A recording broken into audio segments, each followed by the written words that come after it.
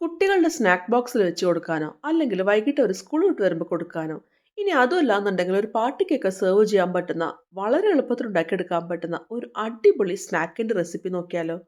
Welcome back dears. ഞാനിവിടെ ഏത്തപ്പഴം കൊണ്ടാണ് സ്നാക്ക് ഉണ്ടാക്കുന്നത്. നിങ്ങൾക്ക് വേണമെന്നുണ്ടെങ്കിൽ റോബസ്റ്റ് പഴമായാലും എടുക്കാം. നമുക്ക് ഈ പഴം ഇതുപോലെ കുറച്ച് കനത്തിൽ വട്ടത്തിൽ നമുക്കൊന്ന് അരിഞ്ഞെടുക്കണം. ഒരുപാട് കനം കൂടേണ്ട ആവശ്യമില്ല, എന്നാൽ ഒരുപാട് തിന്നായും പോകേണ്ട ആവശ്യമില്ല. ഇനി നമുക്ക് ഓരോ സ്ലൈസ് എടുത്തിട്ട് അതിൻ്റെ മീതെ കുറച്ച് പീനട്ട് ബട്ടർ നമുക്കൊന്ന് തേച്ച് കൊടുക്കാം. ഒരുപാട് തേച്ച് കൊടുക്കാണ്ട് ജസ്റ്റ് ഒന്ന് സ്പ്രെഡായി കിട്ടിയാൽ മതി.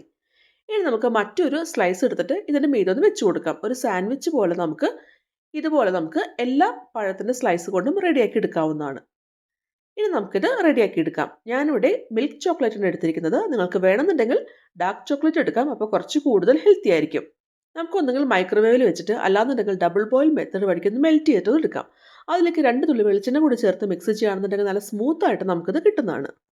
ഇനി നമുക്ക് ഒരു സ്ക്യൂവറിൽ ഈ ബനാന സാൻഡ്വിച്ച് നമുക്കൊന്ന് കുത്തി കൊടുക്കാം. എന്നിട്ട് നമ്മൾ മെൽറ്റ് ചെയ്ത് വെച്ചിട്ടുള്ള ചോക്ലേറ്റിൽ നമുക്കൊന്ന് ഡിപ്പ് ചെയ്തിട്ടൊന്ന് കൊടുക്കാം. എല്ലാ വശത്തും ഈ ചോക്ലേറ്റ് ഒരുപോലെ നമുക്കൊന്ന് ഡിപ്പ് ചെയ്തിട്ടൊന്ന് എടുക്കാം. കൂടുതലുള്ള ചോക്ലേറ്റ് നമുക്കൊന്ന് കളയാം.